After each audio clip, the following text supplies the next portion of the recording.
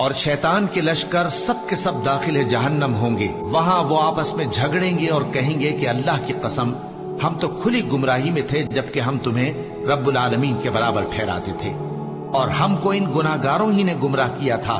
तो आज न कोई हमारे लिए सिफारिश करने वाला है और न कोई गर्मजोश दोस्त। तो काश हमें दुनिया में दोबारा जाना हो तो हम मोमिनों में हो जाएं। बेशक इसमें निशानी है और इनमें अक्सर ईमान लाने वाले नहीं।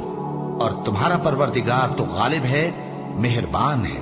कौमे नूह ने भी पैगंबरों को झुटलाया जब उनसे उनके भाई नूह ने कहा कि तुम डरते क्यों नहीं, मैं तो तुम्हारा अमानतदार पैगंबर हूं, तो अल्लाह से डरो और मेरा कहा मानो।